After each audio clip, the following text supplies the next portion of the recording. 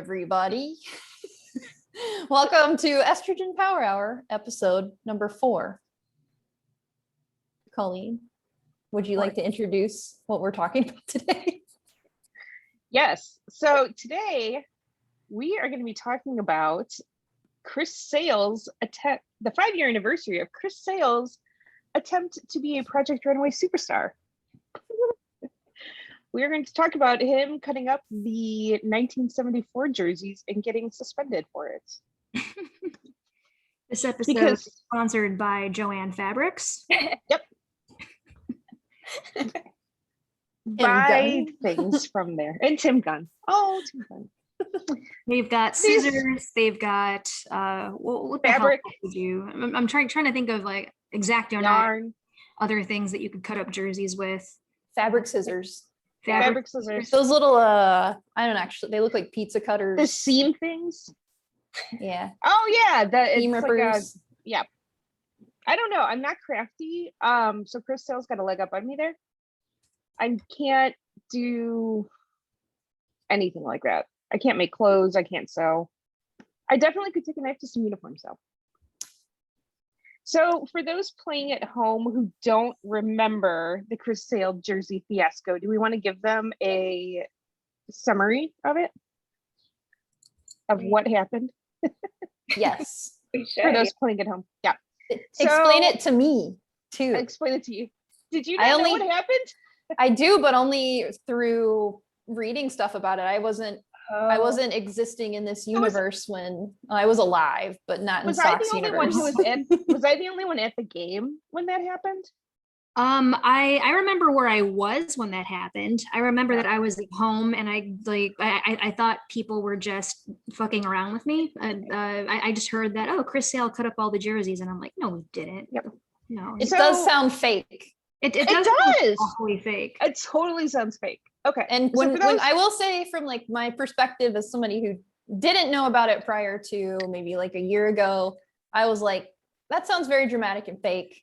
And then like after reading about it, I was like, oh shit, he snapped. Yep. So no spoilers. No spoilers for me because I cheated and looked ahead. But yeah. Yes. All right. So for those playing at home and new to Sox fandom, July 23rd, 2016 was the 1974 White Sox jersey throwback day.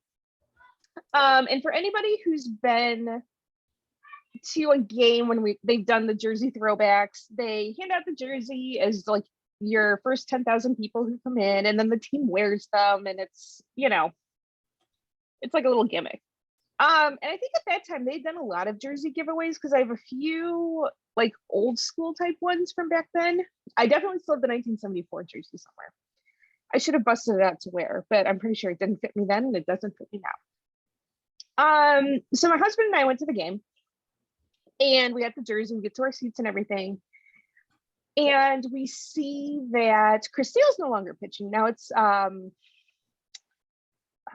it was Matt Albers. Matt Albers. Good old Matt Albers. Soft spot in my heart for him. And they're wearing the 83 throwbacks. And I was like, and I even said to my husband, I was like, oh, well, that's kind of weird. Usually they wear the jersey that they're giving away. And for anybody who also doesn't know, the 1974 jerseys are infamous as the ones that they wore shorts with. they're the infamous softball uniforms. I mean, they're ugly as sin. And I feel like they've kind of just developed like ridiculous lore in Sox fandom just for how butt ugly they are. And everyone kind of laughs about it. So we're there. Matt Albers is pitching. They were in the 83 throwbacks. So I was like, all right, kind of weird, but whatever. And I start getting alerts before the game started. I got an alert that Chrystal was scratched for the night. And I was like, oh, he must be hurt. Like, that's kind of strange. And as the game's progressing, I'm getting more and more alerts from ESPN that Chrystal was scratched because of a clubhouse incident. And then between innings, I checked Twitter and it was saying that Chrystal was scratched because he cut up the jerseys in the locker room so nobody could wear them. And I was like, this is batshit crazy. There is no way this is real.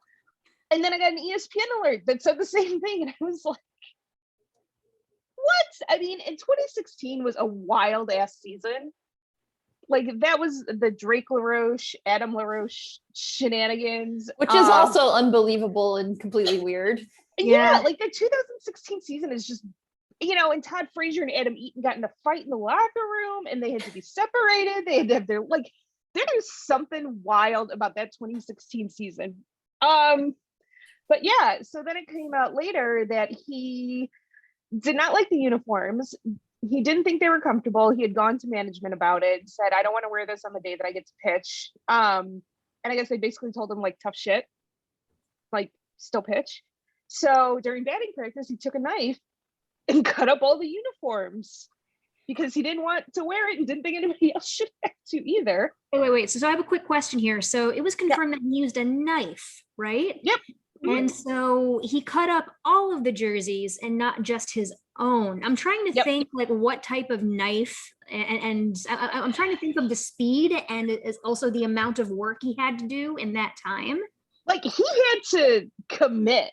It was a crime of passion. It was like, I would really like maybe MLB The Show to have some kind of DLC where you're just sort of like, you're Chrystal and you have to cut up all the uniforms of jerseys to cut up. Here is the regular serrated Walmart kitchen knife. Go ahead and see how many jerseys you can cut up before the clubhouse attendants notice. I would play the hell out of that video game. Too. Right? And I don't know. I had to understand pocket knife, but I guess a kitchen knife would make sense too. Well, do they keep like knives in like the training rooms to cut? I mean, I did read about it. Yeah, I read about it earlier today. And it was like something that it wasn't his, it was just something like laying around. I thought it was scissors. It was a knife. Yeah, it was a knife. And I thought it was scissors too, but I guess it was a knife. And I'm like, what kind of knife do they have laying around? But I'm guessing it had to have come out of the training room or the kitchen or something. I know. I'm just over here thinking about what type of knives would cut through fabric easily. I'm just thinking like a giant serrated bread knife. Yeah. Well, and those jerseys aren't like made to last. I guess they're kind of polyestery, so it's probably easy to get through them. Maybe, Matt, you know what we should have done for this episode is maybe like get one of those jerseys just as, a demonstration. And try to see kind of just like exactly maybe CSI it and see how quickly we could cut through those jerseys with, a similar knife that Chrystal might have used. So definitely trying to like taking the criminology lens through this. That's going to go in the Patreon account. You got to pay for that kind of content. Yeah. That's going with our sex talk. That's going in the Patreon. You got to pay for that. Yep. Premium content. Yeah. Well, then he was suspended for 5 games over it too, because insubordination. Yeah, it was insubordination and damaging team materials or something. Like he wasn't allowed in the ballpark. He wasn't allowed anywhere near the field. Like it was just wild. And I have to think that was kind of the final nail in his coffin in Chicago, because there had been like some shenanigans before that, and he wasn't getting along with the front office, and I think that kind of did it for them. They were like, this has too much fucking trouble. Here we go. I pulled up an article from Bleacher Report in 2016. So his new manager, John Farrell, explained to Brown that he believes that that outlook will help him make the transition to the Red Sox. That's a fiercely intense competitor, Farrell said. You're around him here, and he's a very genuine guy. But he brings an edge, no pun intended, with him in between the lines that will fit in very well here. All right. So I would like to be the type of person where, hey, you just like cut up a bunch of jerseys and you get a job somewhere else. So that sounds like a pretty good deal there. Be a dude that's like pretty good at pitching. I bet he just carries a knife, like a Bowie knife, and he like straps it to his ankle. Yeah. He doesn't have sticky stuff right now. He just has a knife. No, yeah, and the sticky stuff bad. Knife in the sock, that's okay. So I have a question for you guys. prior to this incident, like what was fan kind of perception of him? Like how was he perceived? Or do you have like a comparison for something, like if something were to happen like that today, what it would be like, or who it could be compared to? I really specifically remember having this conversation with coworkers of mine and having just read generally in local media that basically like Chris Sale, before this happened, the attitude was basically like Chris Sale, because he was the ace on the White Sox at the time, and because they were such a dumpster fire. I mean, and that's not sugarcoating it. Like I know that we talked in an earlier episode about how you guys kind of dipped out of fandom when they were doing that shitty. And they were total dumpster fire, and he was like the staff ace at the time. So he really could have done no wrong. Like the joke was he could run someone over and the Sox wouldn't do anything to him. And that was before all the Drake LaRoche stuff started and before he cut up the jerseys. I have to imagine that without one or the other, they probably would have kept him. I do remember that he had like a lot of leverage that he probably felt as if he could get away with a lot. Now, keep in mind that this was around the time I was definitely dipping in and out of fandom, just mainly because the team was pissing me off with all their antics. So my account may not be as true to life as yours is, Colleen. But I do remember that at the time, my office mate, who was a Padres fan, was definitely kept well abreast of the situation. He would talk to me about it too. He's like, what's going on there? Like, why did he cut up all the jerseys? It seems as if, there's, not really a lot of control over the clubhouse right now. And I'm like, yeah, stuff is not great right now. I'd rather not talk about it. I might need a temporary break from being a White Sox fan. But yeah. Yeah, I think like that was kind of the beginning of the end for Robin Ventura too, because like he was a player, like everyone's, he was a player, he's gonna be a great manager, they love managers who have been players and all of that stuff. But he had like no control over what the hell was going on there. Like 2016 being such a wild ass season for the White Sox with like Todd Frazier and Adam Eaton not getting along and Drake LaRoche and the jersey incident and the team just being so fucking bad that I think that was like the beginning of the end for Robin Ventura. He coasted for a long time on like Jerry being super loyal to everybody, and people really liked Robin. I think people still like Robin Ventura the player. I don't think people are that wild about him as a manager.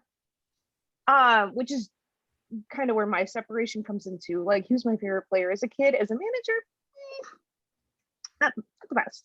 I think most people have successfully kind of divorced the idea of Robin Ventura the player and Robin Ventura the manager. You kind of have to if you're going to appreciate his playing days.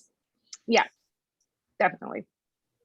So I would say my experience with this was different. This was kind of pre me being a fan, but me being very involved in the happenings because my husband was actually watching them in 2016. So I was kind of forced to pay more attention to them to keep up with him, and I would just make fun of him for what was happening with the White Sox. And I remember when this news broke, we were up in Chicago, we were at a bar with some friends, and the alert came onto my phone through like the ESPN app, and I was like, what the fuck is happening with your team? Are they all just imploding? And he was like, what are you talking about? And I was like, Chris Sale just cut up a bunch of jerseys. And he was like, no, that's not real. And I was like, yeah. And I showed him the article, and it was just this like, I mean, there were probably like 10 of us crammed in this little booth at a bar, and everyone was like, are you kidding? So it gave me a lot of fuel to just make fun of him, because that's who we are as a couple. We just make fun of each other. Good for you. Yeah. So that gave me so much fuel. And I liked Chris Sale, actually, even if I didn't root for the team, I liked him. But I remember texting him after they won their ring in Boston. And I was like, oh man, Chris Sale is going to cut a rug on the dance floor tonight. And he was like, You're not funny. That joke is so old at this point. I was like, I don't care. And I don't care that I root for this team now. I'm still going to make fun of you for everything that happened in 2016.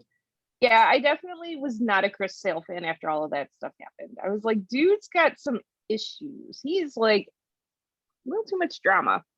So this is funny. Looking at the baseball reference page, the starting lineup for that day, for that game, with Adam Eaton, now infamous Angels. Angels legend Adam Eaton. Angels legend Adam Eaton. Tim Anderson, Melky Cabrera, who my mom loved. She thought he was just the best. Jose Abreu, Todd Frazier, Tyler Saladino, Avi Garcia, Dionair Navarro, Oh my who was a catcher at the time, and JB Shuck. Wow. Woo, that is a lineup. I gotta say, Those are definitely some names that you just said right there. those are some guys. That is definitely a field of some guys. That was when the White Sox were. We were fielding some guys, and I think that was the point where everyone was like, "This rebuild is happening, right? Like, this team is going to get better because right now it sucks." Yeah, but then the pitching for that day, Matt Albers started. Dan Jennings, Tommy Canel, Zach Duke, Nate Jones, and David Robertson.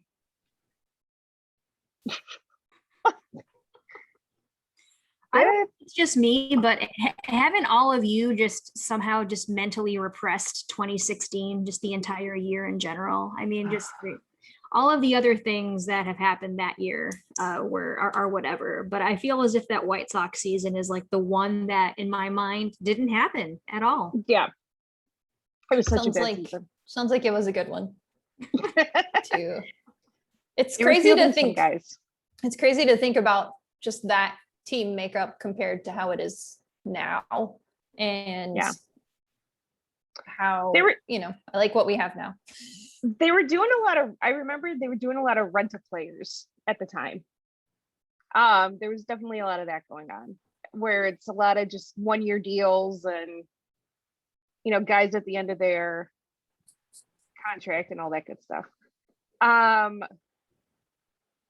Yeah, Adam Eaton was, Adam Eaton just comes back like a bad rash. My Eaton showing up again. Ah, God. But And yeah, I mean, he's gone again.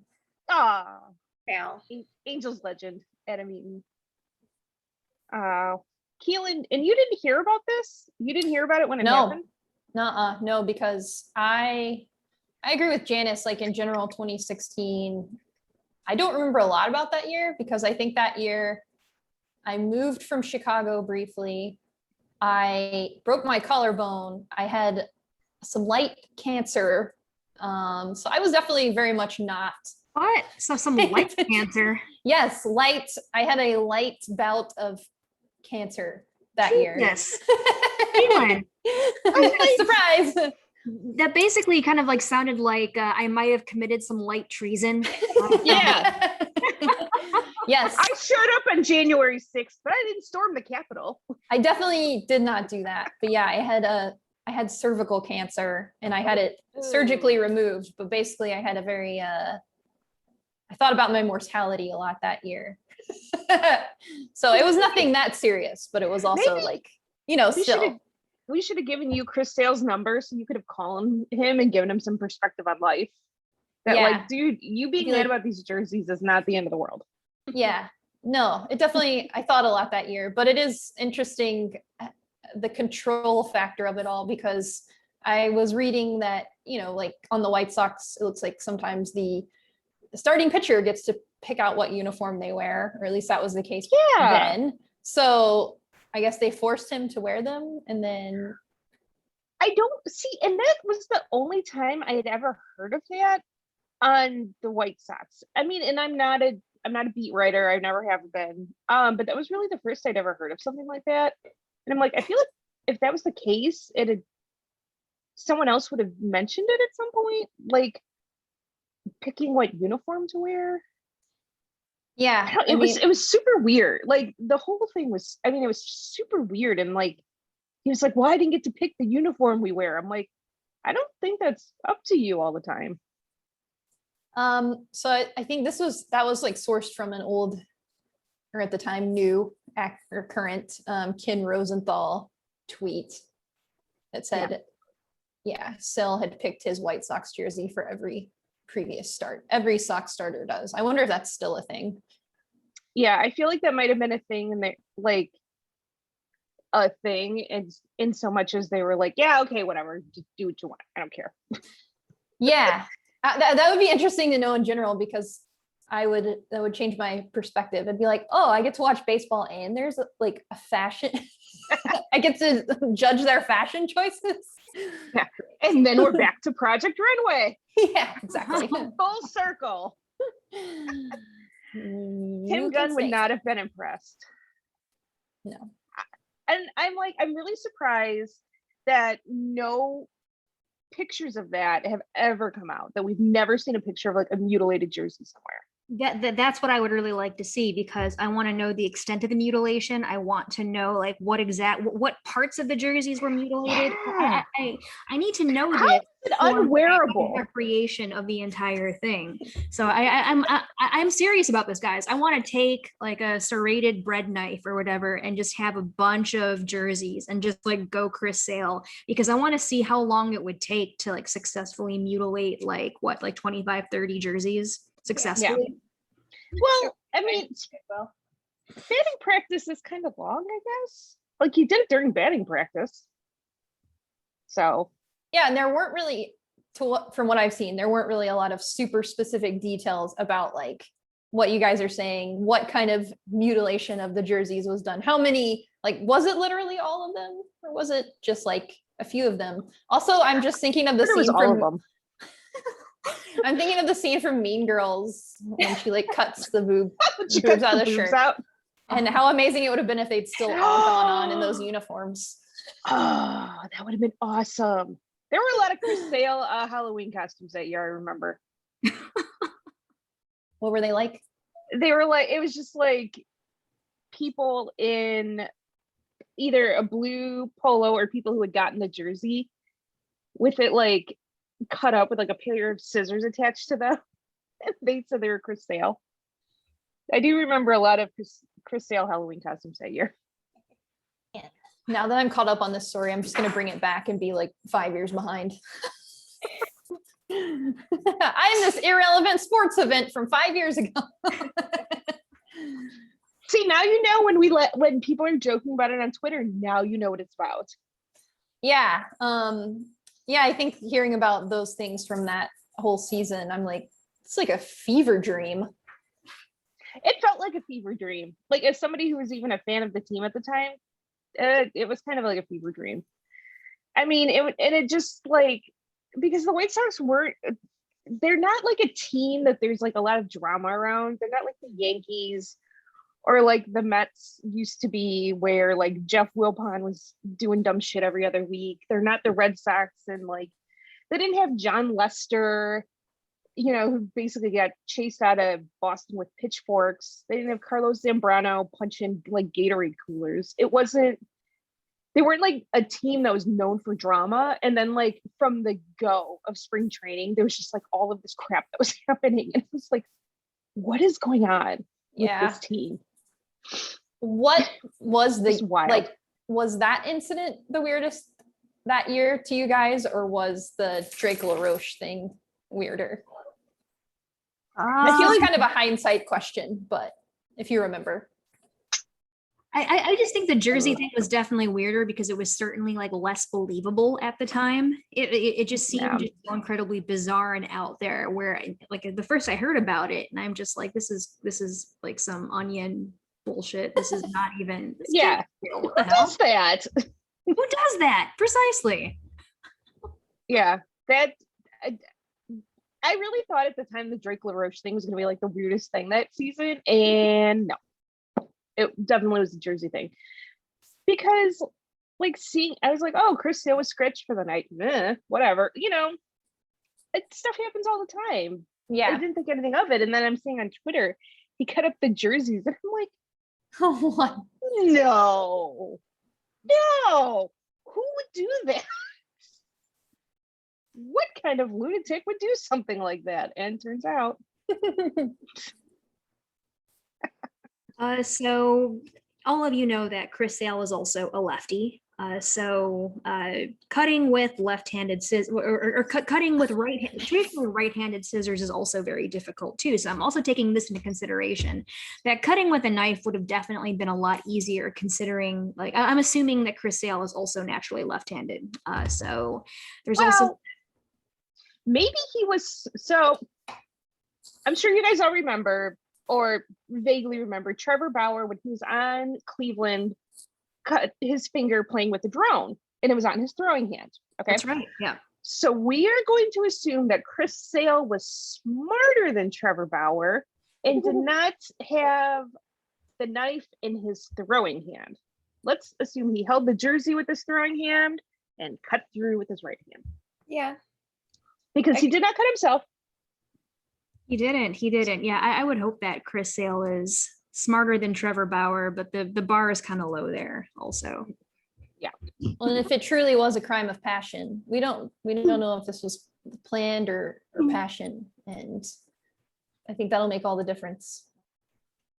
What if he had cut himself though doing it? That would have been something. Just been even dumber. Like, of course he cut his hand cutting up these jerseys. Why the fuck wouldn't he? You know, like that would have just been the icing on the dumb cake.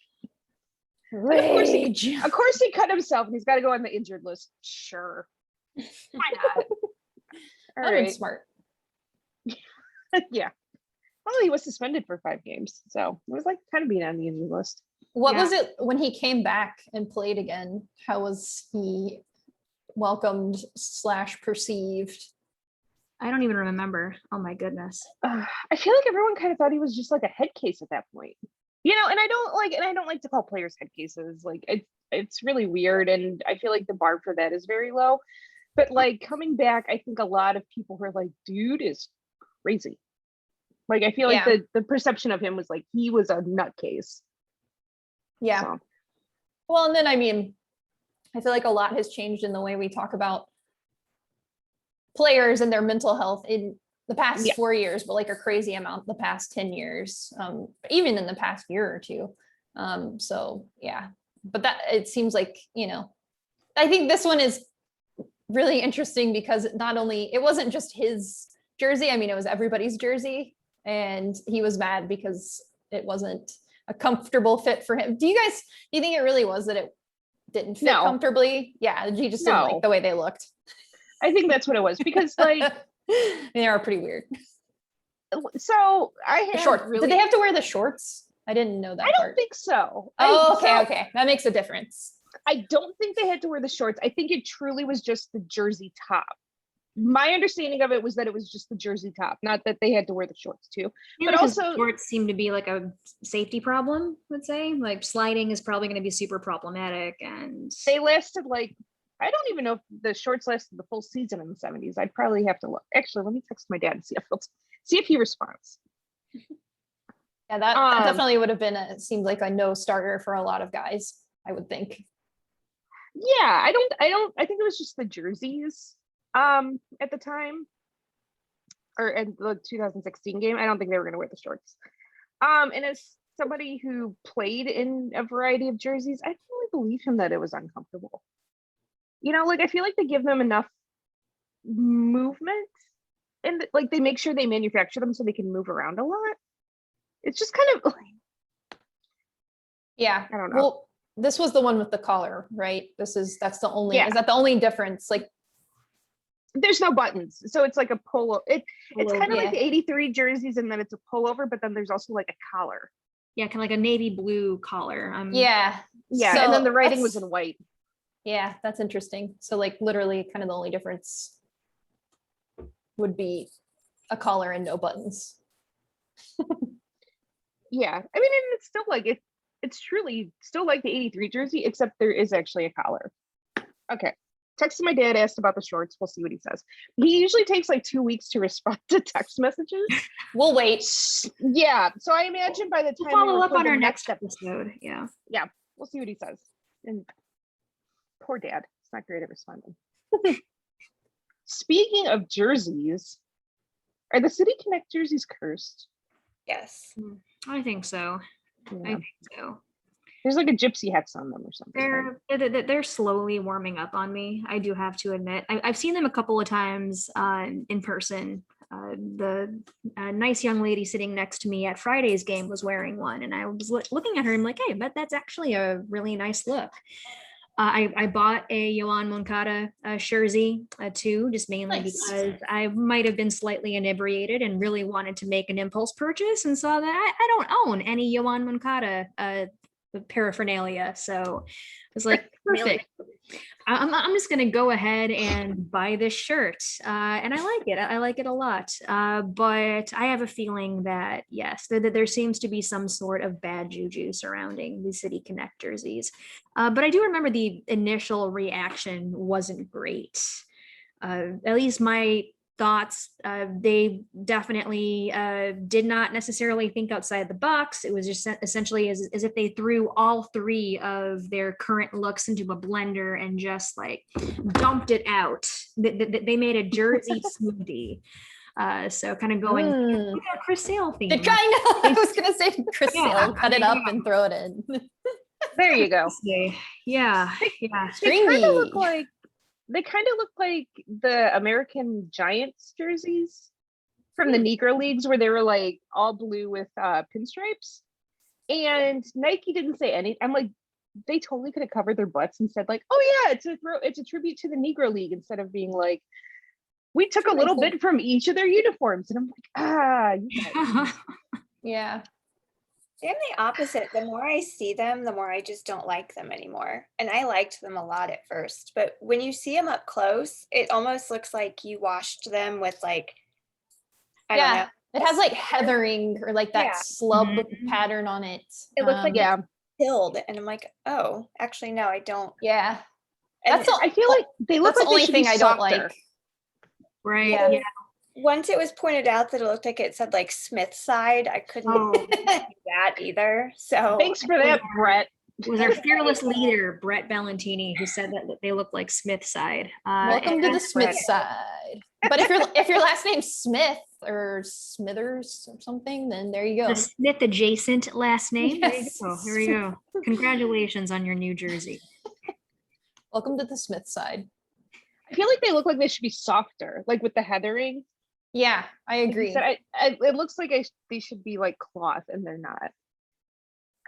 Yeah, that was kind of a random. It just seemed very random. Like the rest of the, I like them minus that one thing, and it's just very random because it's like, why? Because I agree. Usually that's on shirts because they are like soft or, it's like a relaxed look. But they look like pretty clean otherwise, and then have this random thing. I did not like them because of that when they first came out. Now I like them more, but I didn't get one, and I was like very upset at myself. But now that they're kind of cursed, I feel okay about it. So, so they've lost every game they've worn them right now. Yeah. They were curse confirmed. So on Friday they wore them, and it was like they almost won, and then they just fart noise. Yeah, I've been waiting for that to be broken. I wonder how many times they will wear them. And that would be interesting to know once again if like pitchers picked out what they wore. Giolito's not going to wear those anymore. Yeah, exactly. Now it's like, oh no.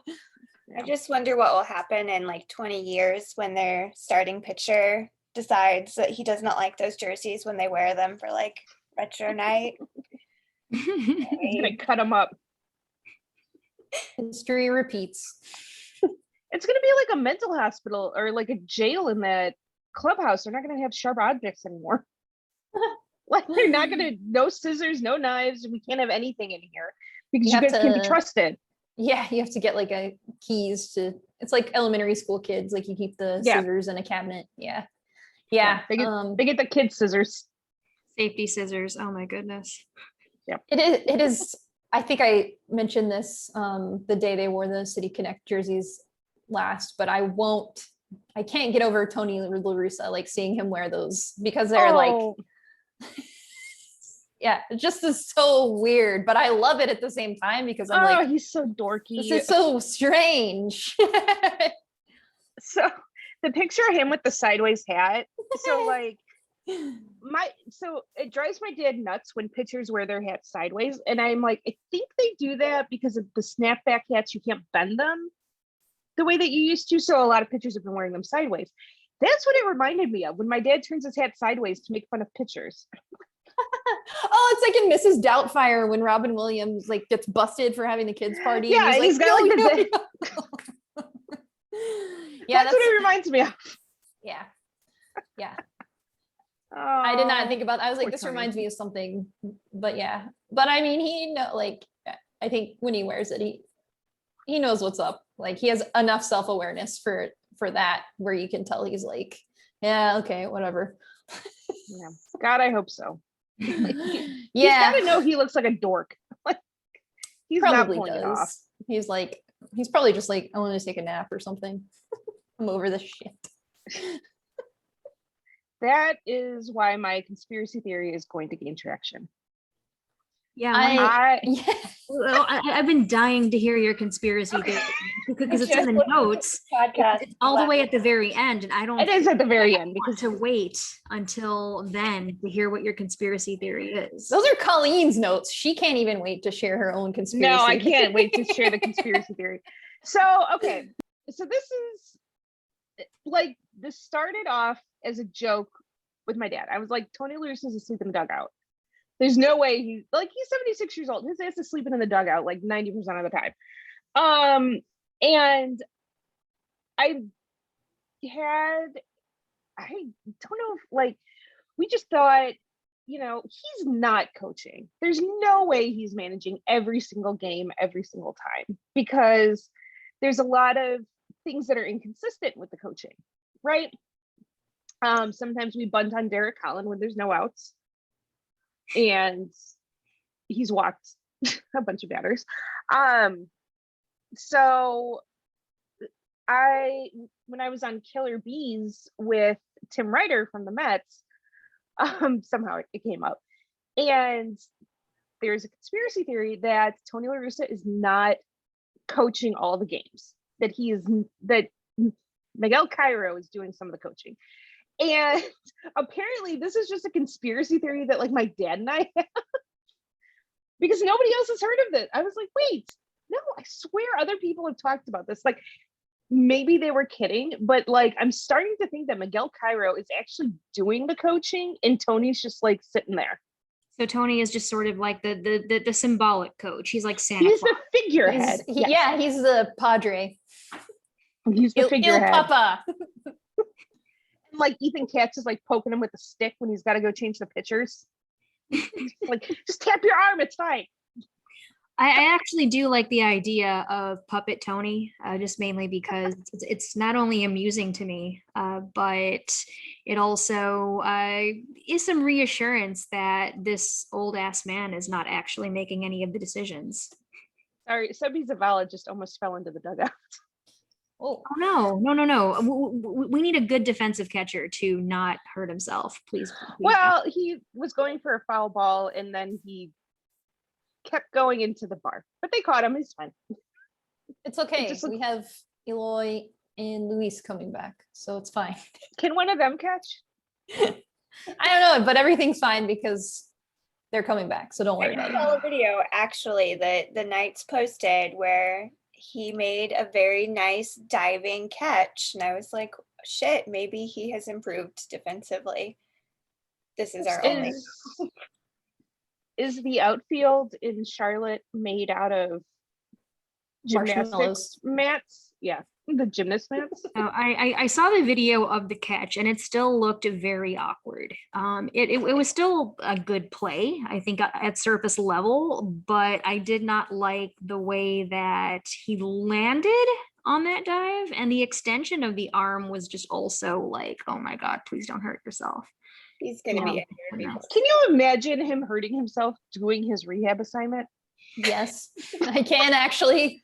That's Yeah. what I know we're gonna. Unfortunately, I can. Yeah, I know we're gonna talk more about this, but I mean that's one thing with the trades or not trades that I'm like, somebody is gonna get hurt, or some buddies are definitely gonna get hurt still. So I'm a Yeah. pessimist though, but also a realist.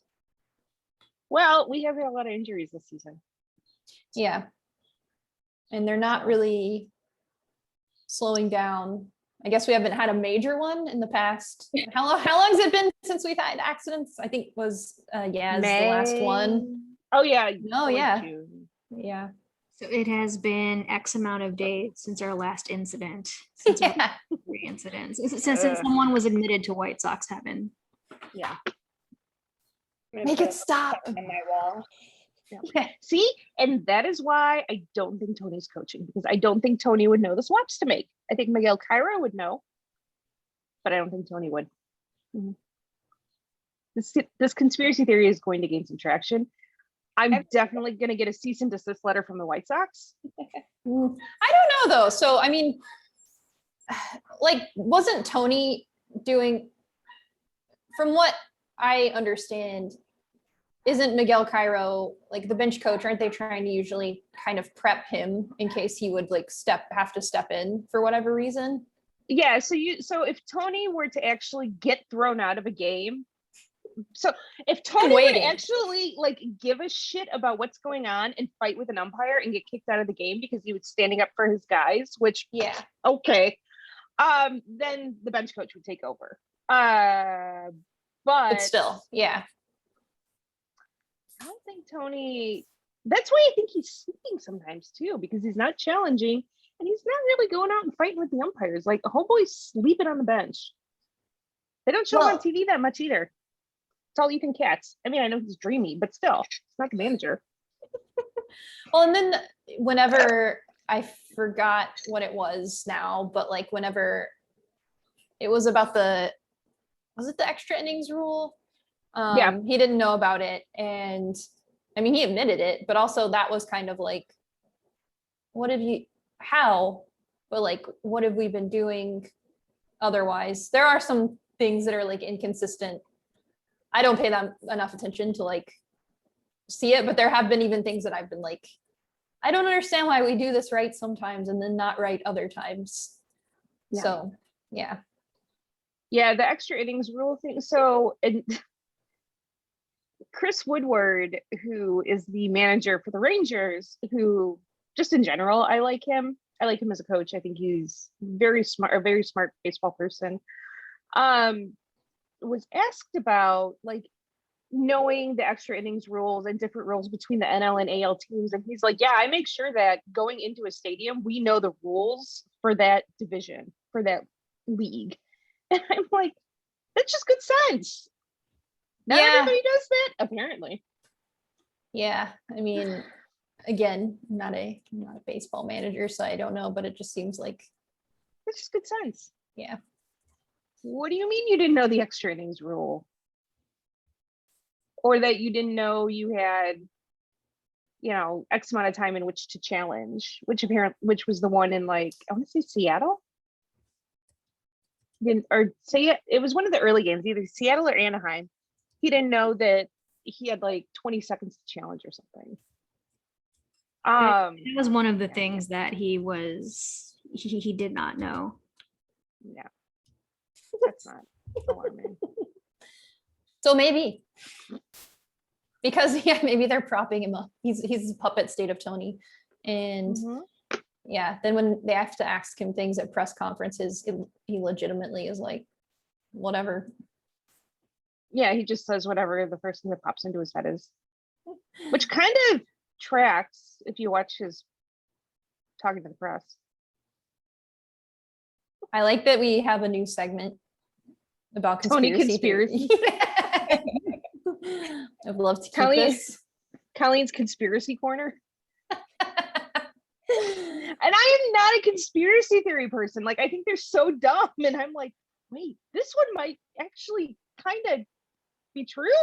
Yeah. Well, I feel like for that, maybe it's a little, Tommy and I spoke about Miguel Cairo like way early on in the season. I think it was spring training. I don't remember what it was that we talked about now, but it was like something that the bench coach usually does, but Tony La Russa was doing it instead. And then we were like, okay, maybe that just means he's going to have like a heavy hand, that Tony La Russa was going to have a heavy hand going into the season. But now it's like kind of the opposite, or maybe he has had a heavy hand, but doesn't have a good control on certain things. And it's so those things we talked about that aren't kind of matching up or adding me into, I'm putting gasoline on Colleen's conspiracy corner, basically. Yes. Me throwing a match on it. We're just watching it. Well, I honestly think like the best conspiracy theories are the ones that are like plausible, the ones that might be true. And I'm over here trying to make up my own conspiracy theory too, that'll match Colleen's, because Colleen's is pretty good. And well, my dad had a hand in that one, because I said on the Killer Bees episode, I was like, there's a corner of Sox fandom and nobody else had heard it. So I'm thinking it might just be my dad came up with this and is like spreading it around now. I feel like, one, I respect your dad because he's been to the Sox jail. So automatically I'm like, interesting. I'm into your dad. He sounds awesome. But then also, he's kind of a drunk. That's how he ended up in Sox jail. I love it. I will listen to your drunk in jail, in Sox jail dad anytime. But also, like, I feel like if somebody said that on Twitter, they would get reamed and we all would have seen it. Yeah, that's true. That's true. Now I'm just gonna get a cease and desist letter from the White Sox. I'm not gonna get the usual nice letter, thank you for being a season ticket holder. I'm gonna get the one that's like, can you not talk about us anymore? Thank you. We don't want to be associated with you. You can just play the satire card or parody. There we go. That's the new thing now. Oh, it was satire. Don't take me seriously. Oh yeah, it's a joke. Yeah, I'm just going to assume that everyone is familiar with my online persona and just get completely butthurt when someone interprets my very satirical take as serious. Yeah, I said that, you should, if people call you on it, don't just say it's a joke. Shut the fuck up and apologize. And Just shut the fuck up. Just stop responding. Like, just he take responded to that. He and responded go. to me. Yeah, he responded to me and went, well, I apologize. I'm like, you missed the shut the fuck up part though. Yeah, I like how we're all anyone who's listening to this probably knows who we're talking about already. I'm not going to go to the extent of explaining like who I'm talking about, but anyway, if someone online like asks you, hey, what can I genuinely do to be better? Like what can I do to, and this is going to make me cringe, but what can I do to convince you that I'm a good person? And if I say, for starters, stop replying. And if you reply to that, I am going to completely assume anything you've said to me is completely just disingenuous. So yeah, it's like kids playing the quiet game. Like when you have little kids and you're like, we're gonna play the quiet game. And then it lasts 5 minutes and then start talking again. It's like you lost. And to make it further, I mean, like, if you really have to explain your comedy, it's probably not very good comedy. Yeah. Also, the comedy is degrading towards, like women. Right. If your comedy has to punch down on, say, a generally historically marginalized group, women. So yeah, it probably isn't very good comedy either. No. And we should normalize telling men that they aren't funny. But of course, like the last time I told a man he wasn't funny, someone told me to go kill myself. But anyway, I digress. Yeah, normally it's telling men they're not funny, so then your first response is not go kill yourself, because y'all need to hear it more. Some of y'all aren't funny.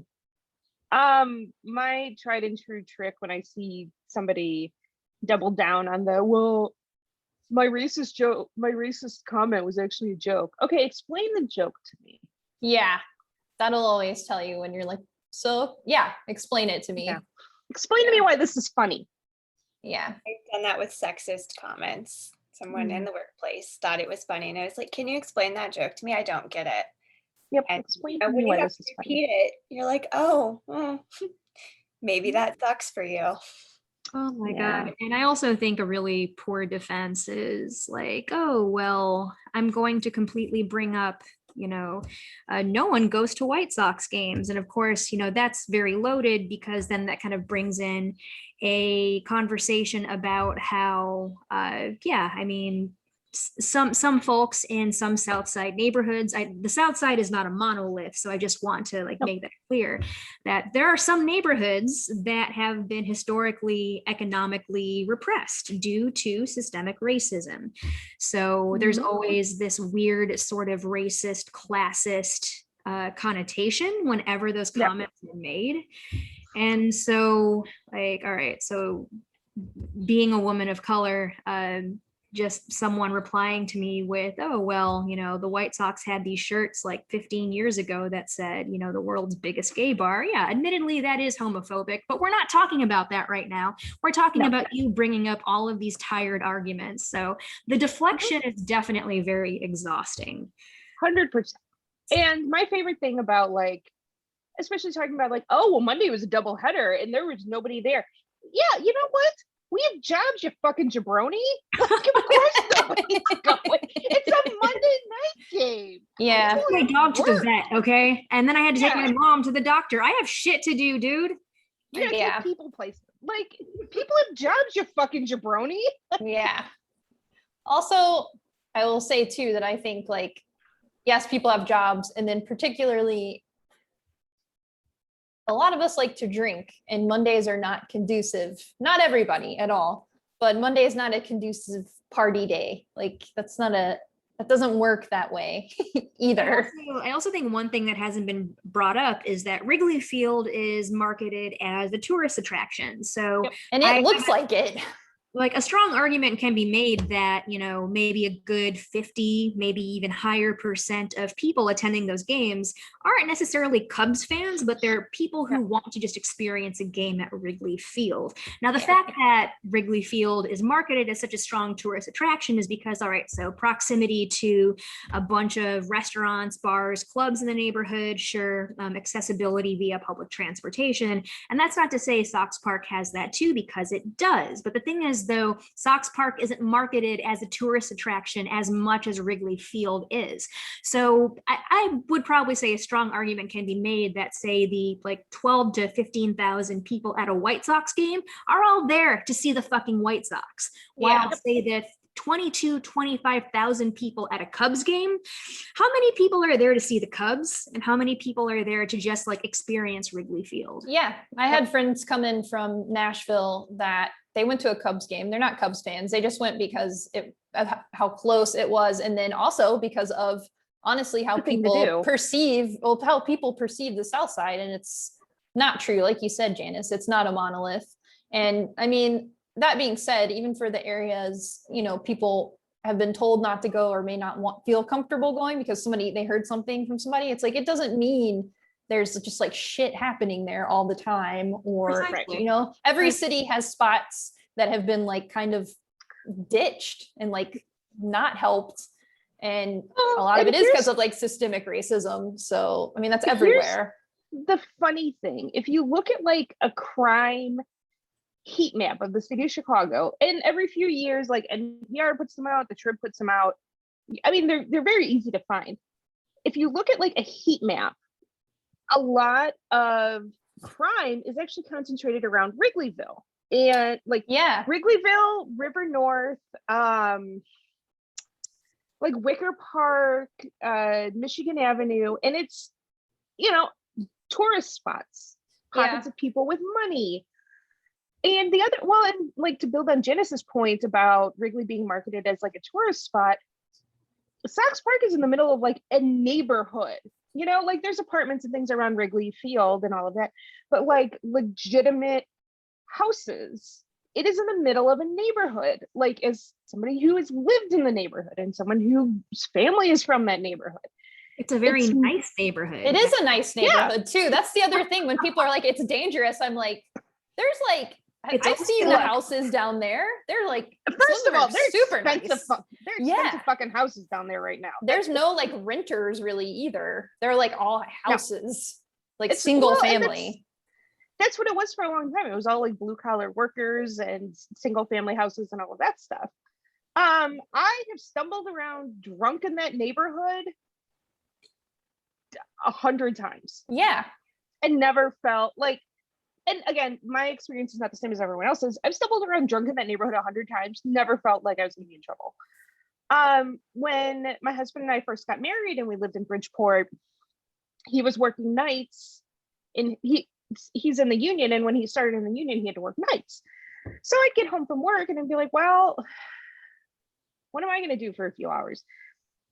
At the time, Dollar Hot Dog Day was on Tuesday. Walked out, take the dog out for a walk, bring him in, give him dinner, walk down to the park, watch a game. And that's something that's pretty common. Like a lot of the people going during the week are people who live in the neighborhood and who live walking distance, because you can just, you don't have to fuck with parking and all that other stuff. So it's disingenuous to say that nobody's there during the week because there's no fans. Well, no, people got shit to do. Like putting a game during the week is inconvenient, and that's on Major League Baseball. Precisely. Yeah. I mean, I was at the park all weekend, and it was honestly just a shit show. I honestly don't. I actually don't like sellout games because the lines are long. There's just like the capacity is, there's too many people to deal with.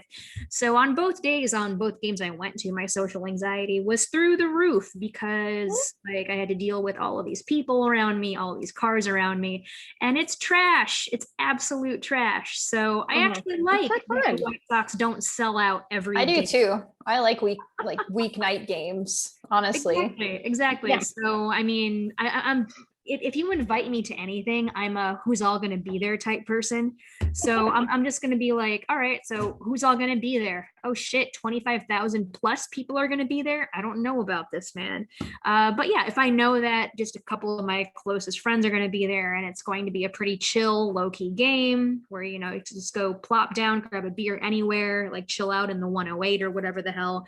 Like, yeah, like I want that. Give me that. Yeah. Give me short lines for beers. Just like let me just get my shit and go. Let me spread out, like put my bag on one chair, put my feet up. Makes me sound like I'm lounging in the ballpark. I mean, why not? Yeah. Then too, like I'm like with COVID, and I mean now with it kind of, Delta, even if I read a few things that even if you have the vaccine, some people, and I have the Johnson & Johnson one, so it's not as like, they're still trying to understand the efficacy of that compared to like Moderna and Pfizer with Delta. Like I'm a little nervous, honestly, with that many people there still. I'm like still not over that a little bit. So after seeing photos of like the lines and stuff, I'm like, man, maybe I should go to more, like not as many games that are as crowded, like those pictures from the Astros series, which was awesome. Like I made my heart very warm, but I would have been like a little freaked out for a number of reasons, like social anxiety, yes, and then also COVID. Oh, and the people complaining that there's no vendors. I mean, and part of that is probably resulting from COVID restrictions and things like that. But also, I imagine it wasn't easy to get people to come back to work because a lot of the people who work at the ballpark are older people. My grandma worked at the ballpark as long as I can remember. She worked at Sox Park and she worked at the United Center. Yeah. And you see a lot of older people that work at the park, work at the concession stands and things like that. So I imagine it was hard. It's been a little harder for them to find people to staff up. That doesn't mean you should post pictures on Twitter complaining about lines. Like, come on, guys, just be cool. Like, it sucks. Everybody's in line right now. You're not special. Yeah. Well, it seems just like a little bit of like what you're saying, finding staffing, and then just kind of adjustment to this, I mean, at capacity for getting there. So yeah. Yeah. They went from everybody. Well, yeah, they went from being limited capacity 40% to being like 100% open. Everybody can come in. So there's staffing issues. Of course, Yeah. that's gonna happen. Just don't be a jerk to the people who work there. That's my soapbox. Be cool to the employees. That's all. Be nice to your minimum wage workers. Tip your waitresses. Don't be a dick. As a former Day of Game employee, yes, please be patient and please be respectful. And please, for the love of God, tip employees too. So if you pay by credit card at Guaranteed Rate Fields / Sox Park / whatever, you can leave a tip, but the highest option that you can do is 15%. I highly suggest you go way higher than that because these people deal with a lot. So I would suggest doing 20, 25 if you can. So definitely tip your Day of Game employees well. These hardworking men, women, non-binary folks, they deserve it. Yep. It's a hard job. Someone's got to do it. Someone's going to feed your ass, you drunks. Thank you for feeding my drunk ass. Yeah. Someone's got to feed you, you drunks. All right. Do we want to keep the uniform conversation going or should we take a break for a commercial? I think we need a commercial break. I think so too. All right. We're going to advertise some products and services that may or may not be applicable to you, but you're going to hear these anyway. Mr. Wendell. Mr. Wendell. Mr. Wendell has thoughts. He does. He's like, you guys talking about boner pills? I don't need those. I'm perfectly healthy. Where's that Chewy.com commercial? Yeah. Give him his bones and shit. Oh, my dad responded. What do you say? Are we back from commercial break? We're back from commercial break now. Break. So I texted him and I said, when the White Sox wore the shorts, was it for the full season or a month? And he said, I think it was only a month. There we go. There we have it. Thank you, Colleen, you can also for your service.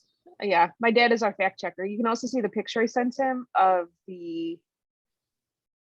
somebody in a LaRoches .08. Oh boy. I was watching the broadcast and I was like, wait a minute. Yeah.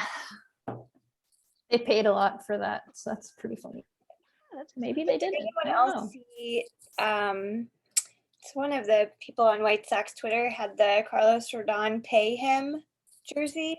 I've seen that one, yeah. Nathan His wife wouldn't let him get hard Carl, so he has a Rodon custom jersey that just says pay him. Silly. Wait, what's wrong with hard Carl besides, the obvious possible, sexual connotations? Did he do it at the customize your own jersey spot that they have now, or did he do it online? It was Nathan. Nathan Sheba. Yeah, Nathan Yeah. Sheba. We're gonna have to ask him. Nathan, if you're listening, let us know. Tell us, how did you procure your jersey? I agree with his sentiment, though. Please pay that man a buttload of money so we don't have to face him. So I'm definitely thinking that Rodon might want to try to test the market, unfortunately, but I hope just kind of like riding on the coattails of the Lance Lynn deal that the White Sox do not let him anywhere near free agency. So I'm thinking, so he's 28 years old. He's heading into perhaps his prime years. So I'm thinking perhaps a 3 to 4 year deal is appropriate. I'm thinking along the lines of 35 to 40 million, even more. But I feel as if that's probably a safe range to what the White Sox might pay him. But he's definitely warranted for a healthy extension. I honestly hope he gets his money with a National League team in the event that he chooses not to return to the White Sox. But anyway, he certainly earned it. He's already sparking AL Cy Young talks, and I can definitely attest to that. Just the way he pitches is just a joy to watch. And I mentioned earlier on the NBC Circling the Bases podcast that I love seeing his velocity spike in later innings. Just on, I think on like pitch 81, he hit his highest velocity of like That's 99.3. Yeah, Yeah. the dude just gets this second wind, or maybe this third wind out of nowhere, and just finds all this power. And That's awesome. it's really been great to see. So anyway, I love hard throwing left-handed pitchers. I definitely hold no shame. I will talk about hard throwing lefties all day. I love tossing lefties too. I just love left-handed pitchers in general. So for context, his contract this year, his 1 year, $3 million is his contract this year, and his agent is Scott Boras, which I actually did not know. Our good friends at Spot Track giving me our salary information. Well, the thing to also remember is that Dallas Keuchel is also a Boris client too, so it's not necessarily off the table that, you know, I know like for years people have been saying like, oh, the White Sox will never sign a Boris client because all Boris wants is money. And the thing is though, like we've been for years, like we've been tricked into thinking that Boris was the enemy. Like, no, he's just simply getting paydays for his players. He's doing his job. Right. So right. And if anything, if anyone says that the White Sox can't afford to extend both Lynn and Rodon, that's a lie. That's a flat out fucking lie. Jerry is fucking loaded, guys. He is loaded from real estate. He is not paying for that fucking stadium. All right. He's getting money back for that fucking stadium. All I right. almost hurt my neck shaking my head. Oh shit. Damn it. Oh, Jerry is loaded. All right. it is. He absolutely is. Do not be on the side of the corporation. Be on the side of the worker. I read the collective bargaining agreement, so you don't have to. Thank you, Colleen. You're welcome. My husband's union contract is up this year, so that's where I'm at right now. Nice. I Yeah. like it. They are not going on strike. His dealership is not, which makes me happy because I don't know if I could do a year of COVID last year and then a strike year and not end up in the loony bin. So. Oh my goodness. It'll be the lost summer revisited for an entirely different reason though. But I remember 90s. I remember the strike season. It sucked. Yeah, I was a little baby child just getting into baseball, so it certainly affected me. I honestly like had no idea what was going on at the time. I didn't have class consciousness at 8 years old. I probably should have though, honestly, but I was dumb. Kind of did. So like I remember, so I was like in it was 94, 95, so it was fourth going into fifth grade. I sort of had class conscious, like I had a concept of unions and union workers because so at the time Sox Park, right now it's Delaware North. It was Aramark, used to be the food contractors, and they were unionized. They were all union employees. Aramark is a Chicago-based company, or it was at the time. So I had like a concept of union workers and contracts and things like that. I mean, obviously not the level of class consciousness I have now. But I knew that why they were striking, and I knew that it was bad. You know, and then like NHL strikes and things like that and work stoppages. Like my concept of it wasn't that the players were wrong. It was that they should be getting paid. So thanks to my parents, I guess, for helping on the union, helping me understand what unions were. Fourth grade.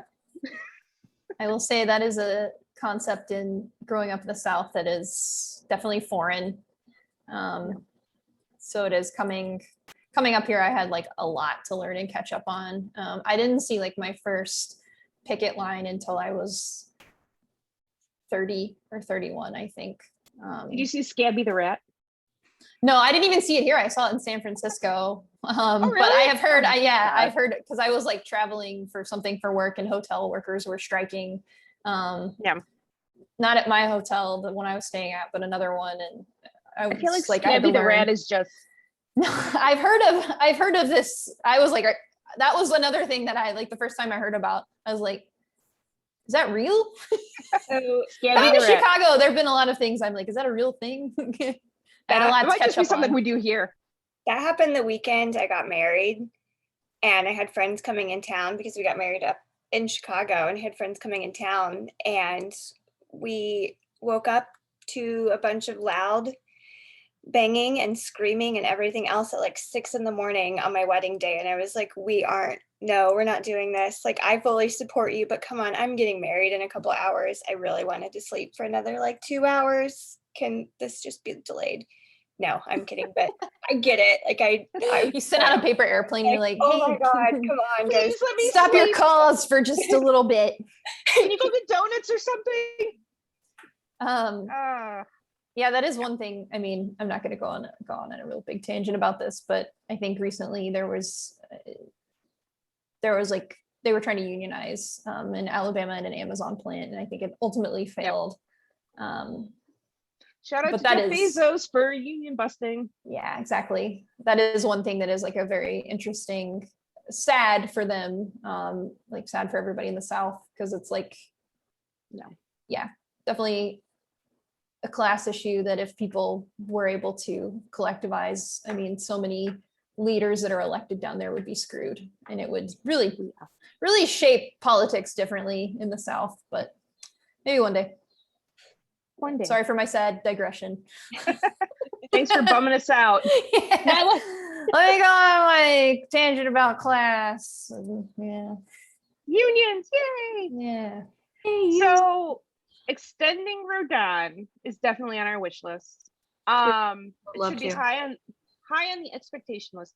Do we think Rick is actually going to do anything at the trade deadline, or do we think he's going to do like another Gerard Dyson and be like, "Ta-da! I did something." I honestly don't hope That's my that theory. Eloy and Luis coming back from the injured list is considered a deadline move, because it's not. It's not. So the No. priorities, in my opinion, Oh, that'd be amazing. definitely second baseman. I feel as if a second baseman would be nice, and also an extra reliever. So I've got a reliever wish list if y'all would like me to share. Why not? Yes. Anyway, Richard Rodriguez from the Pirates. I think he would be great. Let's see, who else here? I don't know. If the Cubs are fire sailing, I might as well get Kimbrel too. I think he would be a perfect setup man for I don't him. think they're letting him go. I think he's one of them that they're like, we gave him a bunch of money and now he's good. I think we might just keep him. Hey, you know what? And that's their prerogative. I think the market for maybe a more reliable lefty reliever would be good. So I'm thinking maybe Taylor Rogers. Yeah, he would, like, most of these guys are going to be rentals anyway. But Yeah. I mean, if we're going to go for it, if the White Sox are going to go for it, then this is the year to certainly shore up that bullpen and get that extra glove. I don't know. So someone who hits very well would certainly be nice to have. I know Adam Frazier has been thrown around quite a bit. I was big on the Adam Frazier train at first. I don't think I really am so much anymore. But anyway, I'll open the floor to you ladies to hear what y'all think. Is Ozzy Albies available? Like, I know I asked that already. Is Ozzy Albies available? And I'm going to have Braves fans telling me, no, we got him. I think the Braves are not going to be sellers, though. The fact that they picked up Jock Peterson, Yeah. to like That was wild. Oh, that was wild. I was like, what? they definitely needed an outfielder to make up for Acuna being lost. So that definitely does not surprise me there. That NL East division in particular is there's going to be plenty of stake there. I don't think the Mets have an insurmountable lead. But no, the Mets do not have an insurmountable. Like, listen, diehard Mets fan, they do not have an insurmountable lead because it is the Mets. But also, it's not a huge lead right now. It's not like, I mean, the White Sox are up 8 games, which are like 8.5 at this point, which is a good cushion to have. And that's the biggest lead right now out of any of the divisions. But the Mets are only up 2.5, and they're up 2.5 on Philly. So all they need is like a quick skid, and they're back down in second and third place. The AL East is a tough division. So, I mean, Janice, I would agree with you. I am a little nervous about catchers just because I know Yasmani's looking like he may come back, but I mean, He was jogging today. Yeah. To jog on that type of injury shortly after surgery. I mean, like maybe it could have been that James Fegan was using the term jog loosely. Given that, you know, even before his injury, Yasmani was slow already. But yeah, I think, yeah, I'm just a little worried just because he's getting older and he injured his knee this year. And then also, I think mainly, maybe not so much a catcher, but just somebody that can get on base. So somebody that can hit. Yeah, because that was something that was like pretty reliable, surprisingly reliable for the amount of time he kept doing it. And I feel like we lost a lot when we lost that. So, and it's been weird with just Zach Collins and Sebi Zavala. So yeah, that would be. I like Sebi Zavala. I think his hitting is easier to improve on than Zach Collins is catching. Yeah. Anytime I make a joke about, you know, oh my God, Zach Collins did something, I get a lot of guys yelling at me. Like, you do get yelled at a lot. Oh yeah. Zach Collins sucks, guys. I've said it. This is my like 4th podcast saying it. He looks dumb and he sucks. Okay, just stop yelling at me about it. I'm not changing my mind. She has convictions, damn it. Listen, I'm Irish. I'm not admitting if I'm wrong here. Give me a catcher and give me a second baseman. Like one or the other at this point would be nice. I think baseman's a bit more important, but yeah, that's definitely the bigger need right now. A quality catcher, would it be great? Yeah, I wouldn't be mad about it, but second baseman definitely is more of a need. Also, not to digress, but we got Comiskey action. I have to share that because she's just staring at me like that. She's like, yes, I agree. Chrystal, did you say second baseman? Was there anything else on your list, on our Santa's list? I would say a reliever and a second baseman are my biggest concerns because our bullpen is so spotty at best. And if they're not going to, you know, play Hendricks, or if they're not going to play Michael Kopech as often as they really should be, then that just shows you have no trust in what you're working with. So yeah, I would say reliever and then second base those are my big ones. They're interviewing Colson Montgomery right now on the broadcast. Aww. I have it on mute, and Dallas Keuchel like just rolled across the infield. Wait, I'm like, oh, what are you doing over there? You physically rolled across like kind of like a Sonic the Hedgehog spin across. Like he threw the ball and just kind of like rolled. So that's now I see the kid that they're interviewing. I have Hulu, so I might be on a delay. Oh yeah, you might be a little behind. Yeah. But anyway, thanks for that, Hulu. Game 6 of the NBA Finals is going to be on in 2 minutes. Anyway, Bucks and 6. Fear the deer. I don't know if y'all are NBA fans, but anyway. No, I don't have time. I'm just happy both teams are there at this point. I don't. Yeah, both teams have emotional investment, but I like both of those teams enough to be happy with whatever. Yeah, it's very nice to see it mixed up. I do like Janice though, so I do too. I think go in that direction.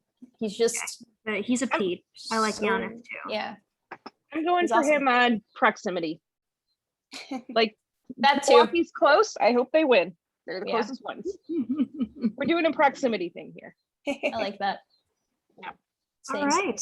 So I suppose that is yet another wonderful episode of the Estrogen Power Hour. Estrogen Power hour and a half, more than Yep. likely. Anyway, thank you all for listening once again, where we will come back to you next time with even more shit we're mad about and shit we're not mad about. You know, it's a cornucopia of shit in general. So It's mostly positive. mostly positive. Yeah. We'll see if we can find another weird White Sox history thing to talk about. That sounds Jersey good. cutting. I love it. Jersey cuttings can't happen every year. I'm loving all these things that we're talking about. Please catch me up on history. Yay! I need to relive it with you, so it's like I can be there. All right. Cool. Thank you for listening, everybody, and we will talk to you again soon. Bye.